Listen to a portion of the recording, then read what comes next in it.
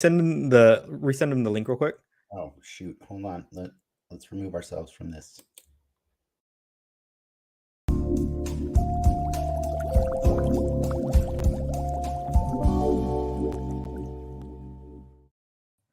Ricky should know that I always go live as soon as You're quick with the gun. I was. So I was already live, and you started doing this. I can send it to him again. That was a fun one. I like Adam. It was fun. So we're on the Soapbox right now. It's Friday, October 14th, 2022. We just finished talking with Adam Greenbaum, aka at Greenbaumly on social media, about the finale of She-Hulk, and he needs me to send him a link. So Ricky, continue talking about how awesome that episode was while I do this for him. It was good. The certain little fourth wall break at the end I thought was great. Oh, I meant the episode of Den Excelsior, the Mostly Marvel podcast that we just did. It was good. I thought the middle was great. Nice. No, I'll say this: like, I know Adam's a big Dodgers fan, and as we're recording, he got the link. He got it. I was about to say, Adam, kudos for doing a show for us during Dodger playoff baseball. I was following it on my phone this whole time. What's happening? No, so I was saying thank you for doing the show while Dodger playoff baseball was going on. I know you're a Dodger fan, so and they lost, right? Yeah, they just fucking choker, fucking losers. Well, welcome for coming back so soon. I was just letting people know what this show is. It's a Patreon early access show where our best of fans can come and chat with us. Yeah, I think I didn't share the link. I tried that last week and nobody did it. But I didn't. Last week, I actually experimentally tried letting them be available to join the show, which I'm still curious if that's a good idea or not. But this time around, we're just doing people in the comments. If they want to join, welcome. And if you're here, if you're watching us and it's not live, that means that the early access has ended, and we're just putting this out there because we like putting all our stuff out there eventually for everybody. So don't feel like you have to pay. If you I want to some podcast talk with Adam. Like, what are you using to do your show? I've got the what is this? The Shure SM7B microphone. Mm-hmm. I usually record in I use this company out of Nashville called Resonant Recordings. They do all the editing and stuff, and we typically will record in Squadcast. But I mean, I'm the CEO of a software company for veterinary clinics, so I talk to like veterinarians about like business and marketing and taking care of your pets and stuff like that. So yeah, like most of the time they're like in the clinic, like walking around talking, and you hear like dogs barking, and then I've got this here, but yeah, I love it. It's funny. My wife, who Ricky knows, was, she was just, she was saying like, she listened, by the way. She's been sitting in the chair next to me with her Beats on watching. She's not watching this, but Ricky says hi. You want to okay, there's her. I'll take a hand. Yeah. But I said to her, how was it? And she was like, that was really fun. Like, I could see you like having a podcast talking about Marvel. Do either of you listen to the Ringerverse? The Ringerverse? No. Mm-mm. All right. So it's the Ringers podcast on fandoms, and they do like Game of Thrones, and they do every Marvel. And it's great. And they got this group called the Midnight Boys, and just hearing them like scream at each other over every Marvel project, like their episode on Hawkeye teaching Kate to flick the quarter, like just I was in fucking tears because they're like, you could not teach her to flick a quarter like that, and I just like they were like so intensely fighting that I was like, I would just love to be able to just like fight to the death on podcasts about Marvel stuff.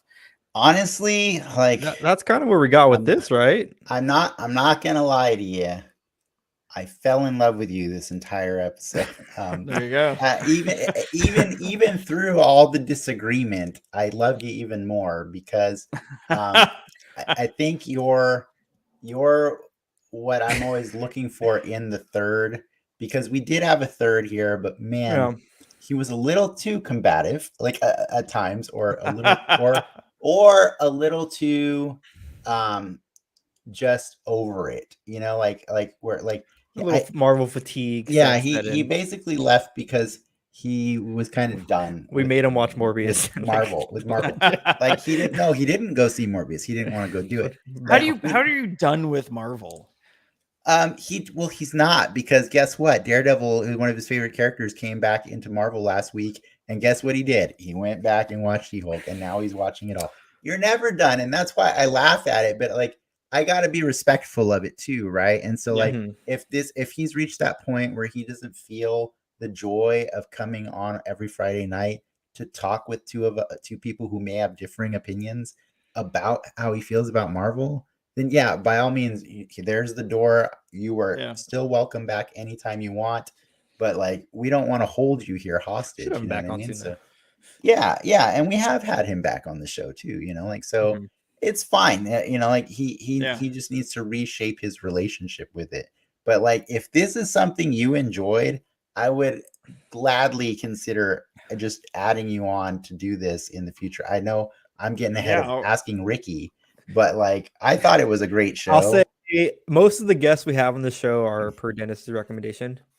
Yeah. Out of 80 episodes, I am 2 for 2 now. So yeah, well, I mean, I love Marvel, and I've got and it's funny. I felt like I was holding back at times, which is good because you're both getting to know me. And I mean, this motherfucker was holding back. No, I believed you were, and so was I. And I was just trying to. But I think that's. I hated Moon Knight, by the way. I know. I could. You hate the character, I could absolutely tell you did, and that's why I barely poked that bear. Some of whole parts, or I loved Moon Knight. I think it's obviously, you know, She-Hulk's my favorite of all of Marvel now, like, period. Sorry, it just is. I love Spider-Man to death, but No Way Home was not everything I wanted out of it. Like, I can get more critical of No Way Home the way you would get of She-Hulk, because, like, you know, that Spider-Man stuff matters a little bit more to me, and it just kind of missed the mark in that, like, it kind of made it too much about the Toby Andrew thing, which is cool. It is cool, but like, no, I agree.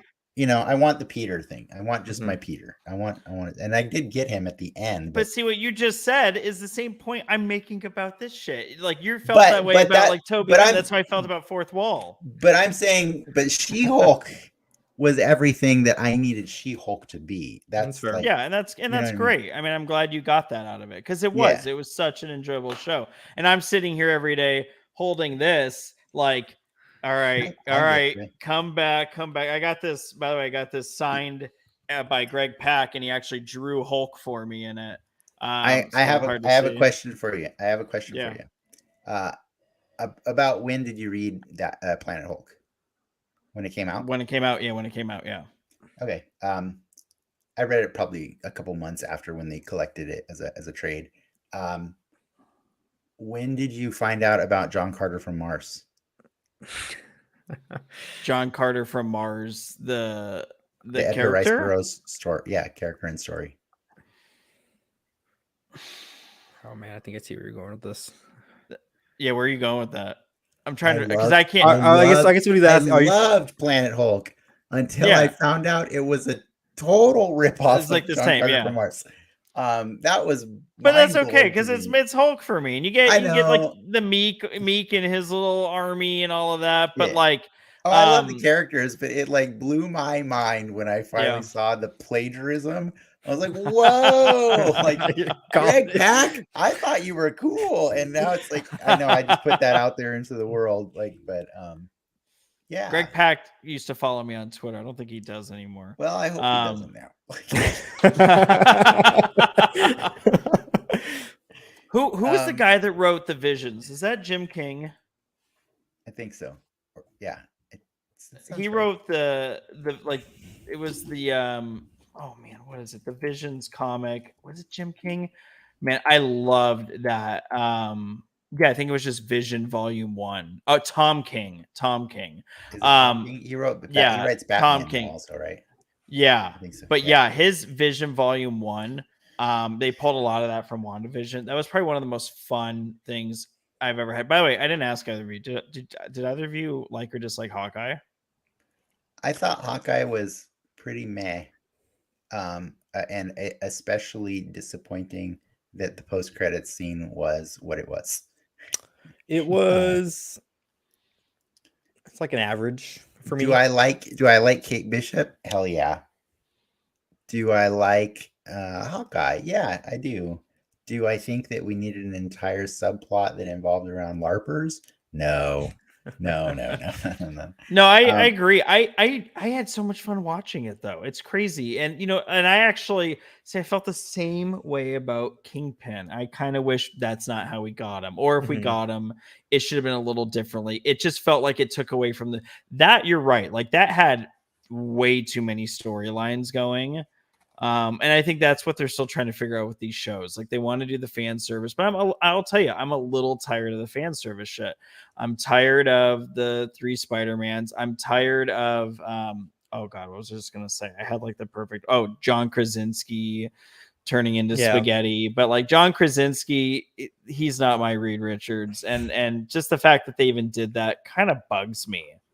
In fact, yeah, like it really bugs me. I think the way they do fan service is pretty hit or miss. I think for me, the She-Hulk way they did it was the best. Like, like to the point where, they gave me Wong, they gave me Abomination, they gave me Daredevil.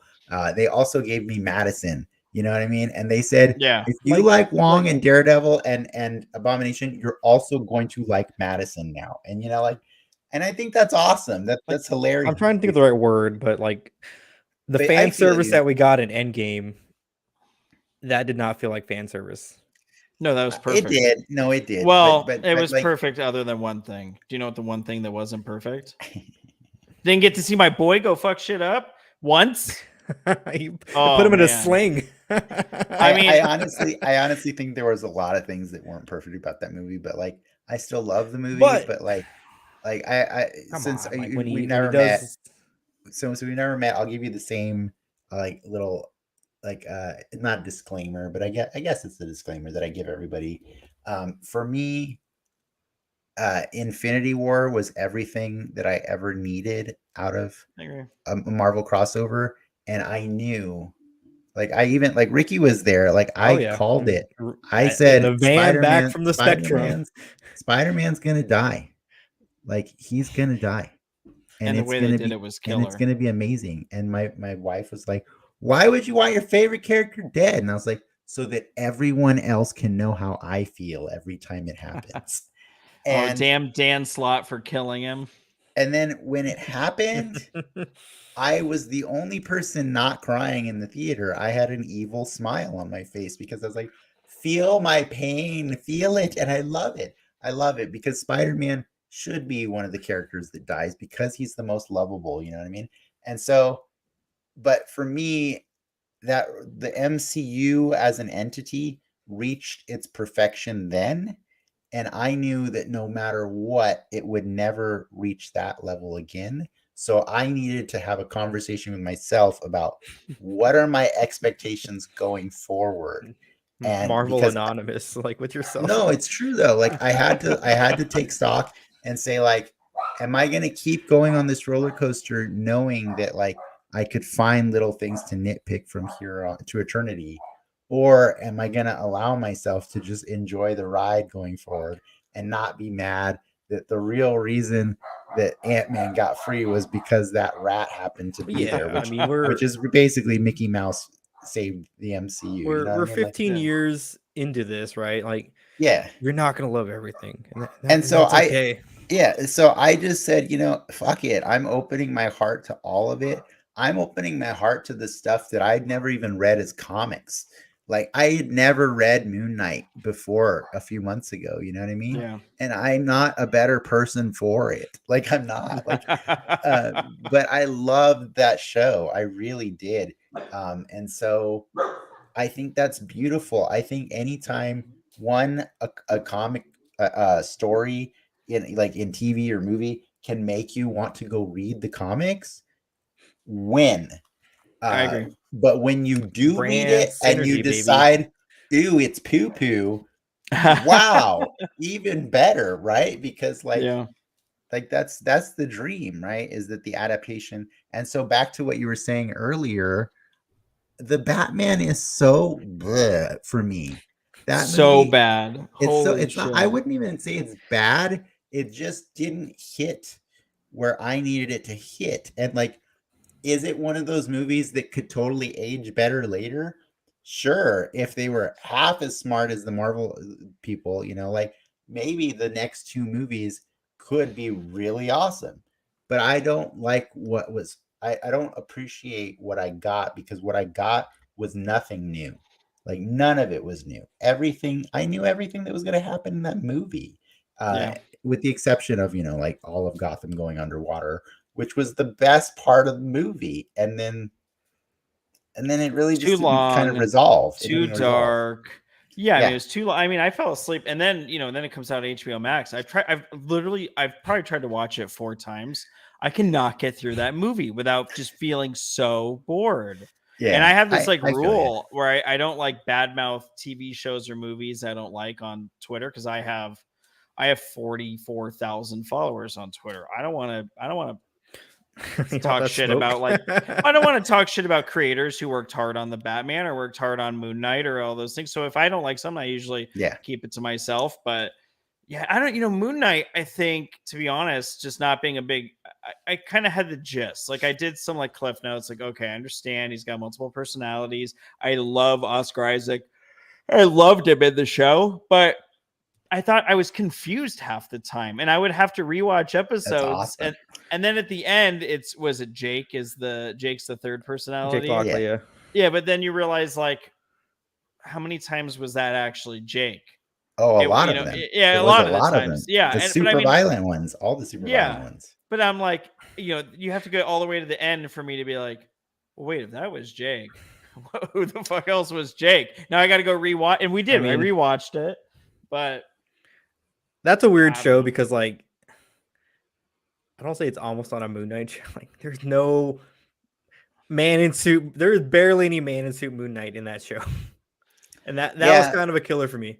But I think what's cool about Moon Knight is like it's trying something new that hasn't been seen, right? And like we're showing an audience like what is a character with dissociative disorder look like, but like if we tried to handle it responsibly, you know what I mean? Like what does that look like? And going back to his trauma and learning why he has that dissociative disorder, I was like, wow, Moon Knight is like the Hulk. And then I'm like, oh yeah, the Hulk actually has dissociative disorder, but they never bother to bring that up in the Disney universe. So they've broken him. Right. So the way I see it is the Moon Knight is like a fresh take in MCU, because no character has done that yet. And I think it's really cool how they do it. And I just love the ride that they're taking us on. And I also really love that they're opening up the pantheon, hey, remember that time where Captain America said, there's only one God that I believe in, and you don't dress like that. Well, too bad, Cap, because there's a billion gods. And I really loved that the Egyptian pantheon got introduced, and it opened the door for Thor Love and Thunder a few months later, which showed you, oh yeah, there's all the pantheons. And like I love that so much, because I want every single stupid door of Marvel to just want the biggest Secret Wars movie. No, I'm with you though. I like how, and I was just telling my cousin about this. I'm like, dude, like Shang-Chi opened up this like whole other mystical world for us that I really love. Shang-Chi. In fact, I think I hate that movie. I hate it. Did you really? I hate it. It's my least favorite of all of the Phase 4. It's my least. Wait, more than Black Widow? Yes. You had to think about it though. No, because the 15 more than Eternals. I like Eternals, actually. I really do. Shang-Chi's as a person in a wheelchair, seeing a disabled person be one of the most badass characters. Playing that card. See, that's what I love about Adam. He didn't say it like you said it. See, he just says, okay. Adam doesn't know you like I know you. Yeah, but I'm saying like as a human being to human being, was cool. Like we can both accept that we can like these different things for different reasons, right? And for And me, she was the best character, by the way. Makari was the crushed it. best character. Yeah, and her powers were easily the best. I mean, that was just she was the best. She was the best on-screen Flash I've seen, man. That was the best on-screen Justice League we've ever seen. Yeah, it was. But I mean, was it better than Quicksilver holding the French bulldog with the pizza in its mouth? No, unfortunately, no. I love that scene. It's just like throwing people. That's why I said she was the best on-screen Flash that we've seen. Because Quicksilver, he dropped the gauntlet, man. Like he slapped everybody in the face and said, "Hey, screw you, Disney, and screw you, Warner Brothers. We got this on lockdown forever." And it's unfortunate that Evan Peters has ruined us for all other speedsters, but I know, and then they ruined him with the Ralph Boner bullshit. But exactly. I did love, Tatiana kind of like looking into the camera, like, when are we getting X-Men? And then she like kind of that was great. Because actually, for me, by the way, it goes Hulk, Magneto is number 2. Love Magneto. I do love me some Magneto, but I would never even put a villain in my top 3 because I love the heroes so much, and I do understand that Magneto is the most sympathetic of all. No, he's a villain. He's a villain. Come on, he's trying to kill all of New York. All right, like he's definitely trying to do that. Who's your Magneto casting, Adam? Bryan Cranston. That's pretty interesting. You could do Bryan Cranston, or you could do oh man, the guy that everyone's been talking about from Breaking Bad. Oh, Giancarlo. Yeah, Giancarlo. But here's the problem. I'm a Jewish guy. My wife's Jewish. Like you got Magneto coming from the Holocaust. How do you retcon that? I don't know. Is it just a civil rights era? Well, you do a civil rights era, and that's fine. And by the way, I'm not going to be sensitive about that. If it's Giancarlo, totally cool. Give me Denzel. Yeah. Oh, yeah. No, for sure. Seriously, give me Denzel. I've heard the rumors. Giancarlo for Professor X, and Denzel for Magneto. But the fandoms would freak out if you had 2 black guys playing those 2 roles. Yeah, they would. But again, they're gonna have to get over it. At a certain point, Disney's not making it for the same people anymore. I know. That's like, who knows? But I'm guessing they do want to rush to get it to the people who still appreciate the X-Men theme song. So yeah, people will. Well, they're dropping a lot of hints for X-Men. Yeah, and that's fun. I like it. I love it. See, but that's my thing. Like, I had to say, I'm okay. I'm okay with the flaws, because I promise the joy I'll get in the long run is going to be worth all the stumbles. You know what I mean? And so far it has been. So when I say that Hawkeye was meh, dude, you got to understand that, like, Shang-Chi being my least favorite Marvel thing is still, I would take Shang-Chi any day over the week instead of Morbius. Oh my God. Like, I never do I ever want to watch Morbius again. And what sucked about that is I watched it again with my wife because she wanted to see it, because she didn't go see it with me. And I was so happy that the person that I promised to spend the rest of my life with was watching this movie, and she's like, "Oh, this isn't good." And I was like, thank God I married you, because that would suck to live in a home with somebody who thought it was good. Morbius lover home. Well, now, hey, did you like Morbius?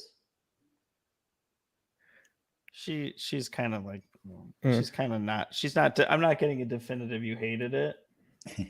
She's kind of shaking her head like it was like a 5 out of 10.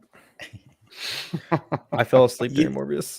I think my problem with things that have that Marvel brand on them is when they're mediocre, I get upset. And I agree. And it's because the Marvel brand has been associated with a high level of quality, and like Kevin said, near perfect. Which ones are better than others? I let the internet decide.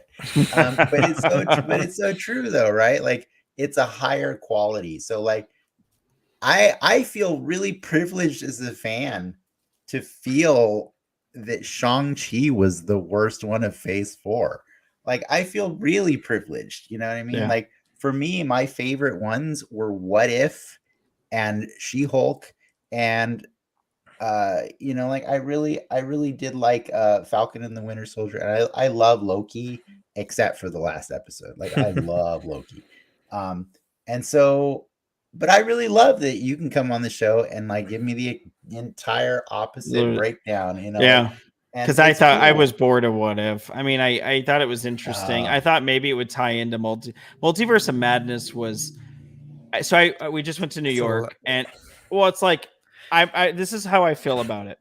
Up until Wanda shows up to fight the Illuminati, I thought this is a pretty perfect movie. Everything after that moment, it just goes off a cliff. Seriously. The zombie, the music note fight, it was just so stupid to me. You have the Illuminati who are so powerful. Like, why would you give the me music note Professor fight X is my favorite part. One of my favorite I parts knew of you the were movie. gonna. My absolute favorite part is the death shroud, like the shroud of a bunch of at dead. the end, yeah. Yeah. And that was fine. And he kind of actually Sideshow just released something with. I that, know, but, I know. I seen that yeah. one. Yeah, Yeah, that's sweet. I covered that on this show, even though I don't normally cover sideshows, because I was like, this thing's amazing. I just saw that. Yeah, I'm like, just saying. thank you. I'm just saying on the tier of like that movie's all over the place with special effects too, and that Death Shroud is on the top end of special effects in that movie, and there is some far uglier things going on in that movie at certain other points. They just got to get their get their shit. But I don't love that movie either. I'm not sure I can pinpoint where it was, but like for me, I didn't like the tonal the not tonal shifts, but the aesthetic considerations were all over the place because you could tell that certain parts Sam of it Raimi were clearly 1 minute. Sam Raimi, and I love Sam Raimi. I love Evil Dead. I just actually finished Ash versus Evil Dead today on Netflix because I never went back and finished it. But I've loved everything Sam Raimi's done throughout the years, and so I love his visual style. And it's so obvious in a movie like The Doctor Strange in the Multiverse of Madness, where half of that movie was done in previs without Sam Raimi ever even. Well, that stuff like even leaked out, dude. Like that whole Illuminati fight was out. Yeah, but like what I'm saying is, like, it's so disjointed when you have this a beautiful scene of like tidal waves in a coffee cup, and you're like, what is going on here? This is Sam Raimi to a T. And then you have these other scenes that just don't feel like Sam Raimi at all. You know what I mean? They just don't have the soul of Sam Raimi in them. And so I was like, just give me my nameless directors. It's better because then I don't know. I agree. I don't know what parts. Give me Matt Shackman. Matt Shackman was great in WandaVision. Let him do Fantastic Four. It'll probably be fucking wacky. Exactly. Yeah, I mean, I think Ant-Man 3 is going to be. I think Ant-Man 3 I'm probably looking forward to more than most. I'm like counting down to Ant-Man 3. It can't be worse than Ant-Man 2. Like I like Ant-Man 2, but it's so boring. I mean, he's like the first character or first director, Peyton Reed, to like get to do a trilogy, basically. Peyton Reed? No. Yeah.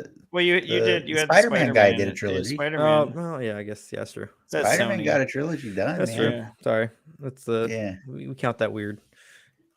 I mean, Sony doesn't. The Russo brothers got way more than a trilogy. Dude. Yeah, but that wasn't like a Captain America trilogy, though. Yeah, but they got to carry Cap's arc. But I'll say, I mean, the Comic-Con Ant-Man trailer look fucking legit. I've seen the leak. Beat the shit out of Ant-Man. Like I'm down with it. I think they're gonna kill him. Yeah, they might, and that's okay because Scott Lang's not even original Ant-Man. Anyways, I know. Yeah, I know. We'll have Cassie. Yeah, well, I think. Yeah, I'm they didn't recast little Cassie for nothing. I'm a little scared. I'm a little scared of when the Young Avengers happens because I feel like there's going to be a lot of deaths to pave the way for it at some point, and you got to get Hawkeye off the table. That's gonna be a little sad, Hawkeye's going to go with White Vision and go lead the West Coast Avengers with Kate Bishop, and he'll be the leader of the West Coast Avengers. Unfortunately, they won't have Spider-Woman though. No, well, no. Wait till I think Madam Web coming to a theater. so by the way, I'll give you a little background on myself because we're strangers and stuff. So Ricky was saying I bring a lot of my friends, my friends onto the show. I worked for 16 years at PlayStation. Nice. and I worked in various departments throughout, like started in QA, ended up in production, doing like analytic stuff for the teams that were developing all kinds of free to play games, and then I also helped with their baseball game and stuff. But like, I've known, like, through those years, I've met a lot of people that have either stayed or gone on to other things in the entertainment industry. And so it's fun because like we're all nerds, right? We all love geeking out about this stuff. And like this is what we used to talk about just at work, like while we're playing our video games or coming up with designs for stuff. Like it's just did you watch Iron Man this week? Yeah. It was freaking awesome. Like, and it's nice to be in entertainment because you get to be exposed to so many people that like entertainment. Like it's like, am I a sports guy? No, I'm just not. Sorry, like it's just not my thing. But like, it's probably better. It breaks your heart anyway. Yeah, exactly.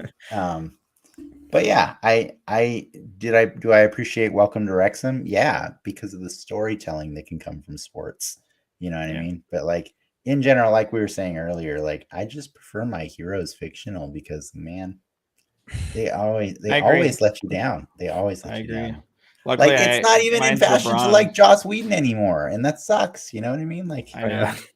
Like Avengers 1, the first Avengers movie is literally like everyone has like their like comfort movie they just put on whenever they're just like chilling out. That's Avengers 1 for me. Obviously it's a very Hulk heavy movie and obviously he has the payoff at the end, but there's just something about that movie. It's a little cheesy at times. Cap suit bugs me, but I could watch that movie twice in a row without thinking twice right now. That's funny. For me, RoboCop is the perfect movie. I grew up loving RoboCop. Yeah. Like I have watched that. It took me a long time to realize it was my favorite movie, but it was because like I would show it to my friends and I knew every line of the movie. I'm like, I didn't realize I know all the lines of this movie. I think I've seen this movie a lot, and I think I watched it when I wasn't supposed to watch it too. Like at makes it even better. Yeah. They had toys, right? It's a kids movie. Yeah, but that said, I do enjoy, like I enjoy that like I live in this world where I get to be spoiled at this old age of mine watching all of these, Marvel things that I've read my whole life coming to the big screen so that more people can see them. Like my favorite thing about like this is that I started dating my wife, I think like the same year that Iron Man came out. And like she didn't know crap about the Marvel universe because she always felt alienated from it because she did like comics when she was a kid, but she didn't feel like they were accessible to her because of the way the women are necessarily depicted or treated. Like I get it. Like when I go back, like I have Marvel Unlimited, I love to go back and read the old stuff, and sometimes I'm like, ugh, what?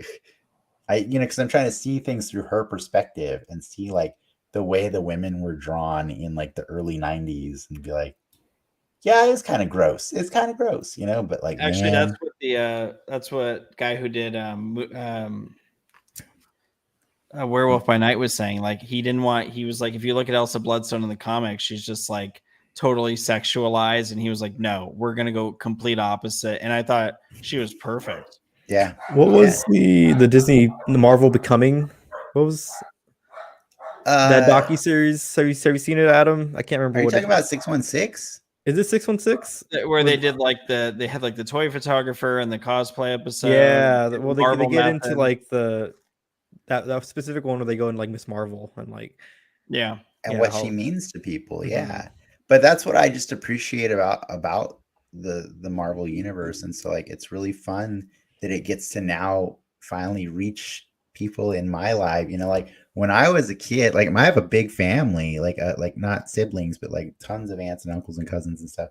And like I didn't feel like they got me, but like now you got no choice but to get me, man, because it's in your face constantly. You know what I mean? And I think that's really cool. And I think it's cool that like I have my wife that gets to like experience these things for the first freaking time. Like, oh man, like Giant Man for the first time, that her eyes lit up so much because it's such a simple thing, right? Like, well, if he can go small, can he go big? But like, if you're so distracted by the millions of spectacles like Marvel's throwing in front of your face, then the actual moment where Giant Man just becomes Giant Man, that's quite shocking. And I think that's so cool. And I'm sure it surprised me as a kid the first time I ever saw it too. But I can't even remember that moment anymore. You know what I mean? So like, it's really fun to like experience the snap with my wife and see her feel that the first time. You know what I mean? Because I'm gonna be honest, the comic didn't do the snap justice. Like it didn't. It was the first issue of the story. And I was like, I feel like you missed a really good emotional beat by starting the story there. You know, like, so I was actually really happy that the movie ended with the snap because that's what I always wanted out of that story. That's cool. Yeah, but I really just like that I get to not only, you know, see my wife go through these things, but like Ricky also, he's my younger, you know, he's my cousin. He's actually my cousin. Man made me read comics. He's my cousin's kid. And like, you know, we talked a lot about Star Wars over the years, like as he was younger and stuff. But like he, you know, I started throwing him Marvel comics when him and his sister. I would throw them some comics that I thought they'd like. Big Runaways fans. Yeah, I got them started on Runaways because I thought it was a cool entry point for people who are intimidated by the rich history of the Marvel universe. You know what I mean? It's a lot. Like I freaking love the X-Men. I can't recommend X-Men books to anybody, dude. This man's been trying to explain Mojo for me for the past 3 weeks. You know, really like dumb. Yeah, but you know what? How cool is Krakoa gonna be in the MCU? It'll be amazing in 2052. In 2052. Yeah, but I mean, I think Krakoa is gonna be. I don't know. I would like them to just reboot the MCU and do a slow build like they did with the Avengers. You know, give me a Storm movie, give me an origin of Cyclops, give me a Wolverine, and start kind of piecing them together. I don't know if you could do it that way. I don't want that because I like as much as I do want it. At the same time, I want the X-Men to be the people that have existed in the shadows. Because like that's kind of how they were for a long time, you know what I mean? Like that's where have they been? Like they didn't want to join the fight. I mean, in fairness, there's never a good answer to all of those questions every time, right? Like the more and more like way to go, Titania. So Titania didn't want to help out in the battle with Thanos. Like what a dick, you know what I mean? Like I mean, like we're never gonna get the perfect answer to everything all the time, but like I think, you know, the Eternals tried to do it. I think you know, nobody's blaming Moon Knight because his shit's just crazy. So like, yeah, it's fine. You weren't there, you know, but you know, if you really want to get nitpicky, it was like weird. It was, where's the Netflix crew, man? Where's the Netflix crew? Like, there's no reason. They were in their contract disputes. Yeah, so exactly. But you couldn't have you're telling me if they asked Daredevil, he wouldn't have come? Of course. Well, he had to take a plane. Like yeah. So let's just assume that, like, you know,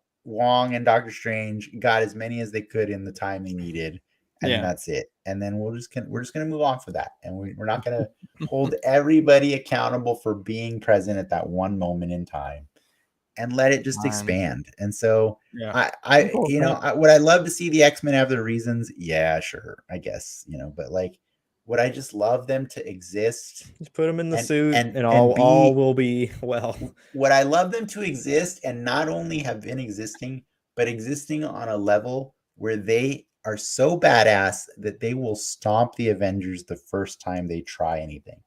You know, that's what I want, because let's be honest, the X-Men would stomp the Avengers any day of the week, especially, I mean, it depends on when Wanda finds out she's a mutant. You know what I mean? But like, but they don't need Wanda. Even like, give them Legion. Just give them Legion, and it's over. It's over. He wins. Legion wins all the time.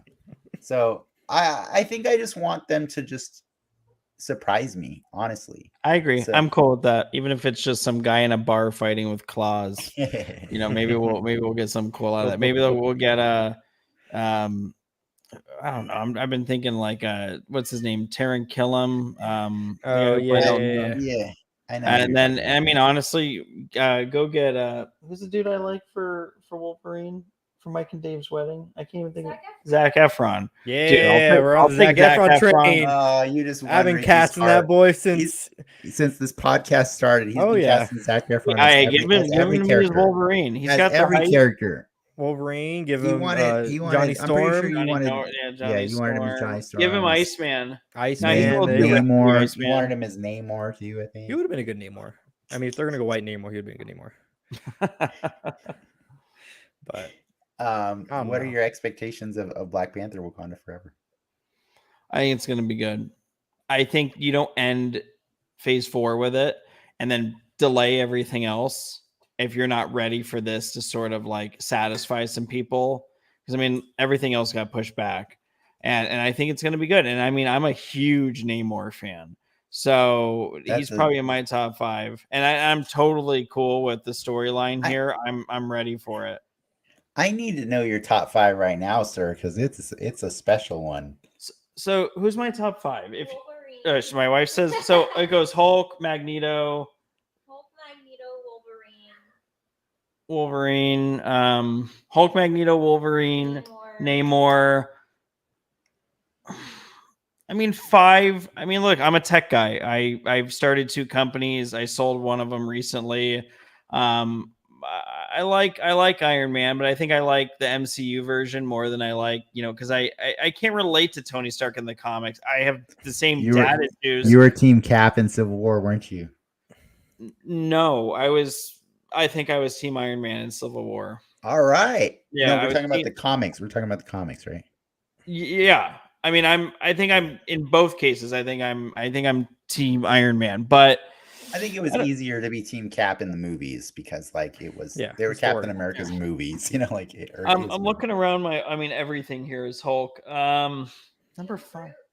Yeah, it's not Groot. I have some Groot shit here, but I don't know. I mean, I love the X-Men growing up. I mean, I was born in the 80s, so I mean, I love the X-Men. Can I just because I love all the comparisons that we're doing between us. Yeah. I want, and it's not, I'll tell you right now, it's not Professor X. Who is my favorite X-Men? If it's not Professor X, who's his favorite X-Men? Do I know this? I do know this, right? Oh, you do know. Male or female? Oh yeah, I know this. Male or female? Which one? I said male. Male. It's not Professor X. Maybe Beast. I do have one of each. The 2 X-Men are in my top 5, but one is for just really the female is for all the pubescent reasons. Nothing. So it's was it Jean Grey and Beast? No, it's not Jean Grey. Rogue. It's Rogue. No. Oh wow. Storm. No. Oh wait, I don't know this. And it's not Beast?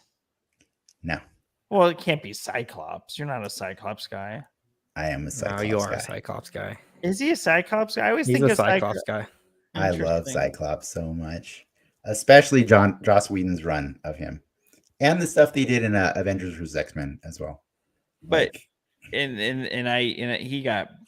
was horrible in the movies.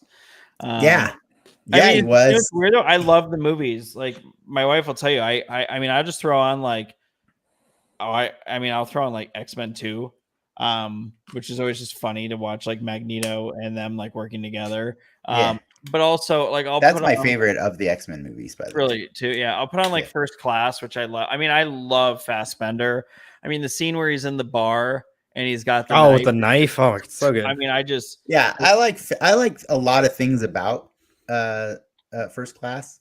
I don't like where it fits in the continuity. It breaks my head a little bit. Like, First Class doesn't break it, right? It's the other ones. Days of Future Past breaks it bad. No, First Class breaks it because we've already met Emma Frost in Wolverine Origins. Oh well, yeah, yeah, sure. I mean, yes, they First all Class breaks it. First Class breaks it. Right? But it's like the movies broke well before also, that. First Class demonstrates an entirely absent understanding of the character Darwin. I didn't know a lot about him. Oh, Yeah, But like survivability, right? Like Darwin's Yeah. entire thing is he will instantly evolve to survive whatever threat is opposed to, or yeah, but that's is not cinematic. maybe just don't kill Darwin then, idiot, or have him come back in the post credits. I mean, you're not You know gonna what I mean? Like, kill Mystique, Jennifer kill Lawrence, right? kill Like Zoe Kravitz's peak random angel Games, character peak who's Hunger not even Games. angel. Jennifer Lawrence, you're not gonna kill her. Kill Zoe Kravitz random ass angel that's not the right one. You know She what I did mean? die in Like, that movie, right? she's like Pixie. She's Did like, she die or no? I don't remember. Whatever. I'm just saying Yeah. that was the worst use of Darwin ever you could ever do in his probably only chance he'll ever get to be in the movies. Completely missed the point. You know, of it's that. funny because like I love hearing you guys talk about the X-Men because I totally skipped over that. You know, the '90s X-Men. I was a few years too late on that love one. a lot of things about the 90s X-Men and the movies. Those movies are really my prime reference for the X-Men. Yeah. So, the like to me, comics were there's just like a great. joke. Like that, Yeah. those years were. I have the I got this. My wife got it for me. I got this, and I'm looking up because it's way up. But she got me this like omnibus thing. It's signed by Chris Claremont, and it's basically like every X-Men comic ever. It's just giant, thick book that Marvel put out a couple of years ago. And it just has like all these like limited edition X-Men things in it. But I mean, it's funny. Like I grew up loving the X-Men from the comics. I mean, I remember having Magneto 1 comic, the foil. Just love that. And then there's like two. There's like the Magneto version and the X-Men version. There's Like five. going There's on. five Five. covers. Okay, yeah. Five covers, and then the sixth one is a gatefold. I have all of them. Oh, nice. But I mean, and then I love even where they're at now with like Powers of X and House of M and Powers of X and House of X. Yeah, was an amazing story. Like I just love Krakoa, and it's funny because I could read it, and I felt like I could really visualize it in the MCU. And I think it would be so fucking great. Seriously, it would be. It would be. Like I think what's funny, you know, we were talking about this earlier. Like I was talking with my wife about like, you know, it's hard to try and explain exactly why some people don't like She-Hulk and some do. And I was trying to simplify it, but I was like, you know, it's that whole argument about like they're trying to make more flavors. Like honestly, they're just trying to make more flavors. And some people aren't going to like these flavors, and it's really hard for them because they think they're supposed to like all the flavors because it's all one big story. I get that. I feel sympathetic for you. I really do. But you don't go into freaking Baskin Robbins and ask for all 31. You just don't do that. Yeah. That's not what a consumer does. And the problem is people don't understand that Marvel is a corporation that's creating a product. You know what I mean? And so like they're going to keep creating more and more products. It's fine. But guess what? Everybody that's pissed off and bitching about like She-Hulk, like, is it because you watched Inhumans? Because like, are you forever just a little bit more sour than I am? Because you know what? I went to the Comic-Con panel for Inhumans, sat there with my wife before the show came out. We saw it and we're like, I don't think I want to watch this show. And that was fine. And you know what? I'll never know what happened. And I'll never know. I went to the IMAX screening. You watched it? You watched it? Oh, I watched the show. Yeah. Oh, I mean, I watched everything. But I don't think I'm a lesser fan for choosing to dip out of that one because, like, I collected comics for years and years. Like, you know, I collected them while I was working at Sony and, you know, with my money that I was making. And guess what? I like to keep some of my money. So I didn't go and buy every single comic. I bought the ones that interested me. You know what I mean? So, like, that logic works for me now. You know, like, I'm not, like, the reality is, like, I am so blessed because, like, Inhumans is the only thing I've never watched. And I think I'm fine for it. You're a better man for it. Exactly, right? You know, like, I've watched it could have all been over with What Mouth, and then the show doesn't make sense anymore. But I understood it anyways, you know what I mean? Yeah. Because I know the Anson Mount was Black Bolt because I went to the stupid panel. I gave them 1 hour of my life and I was like, not good. Yeah, that's good. stupid. That's stupid. Doctor Strange movie. Ugh.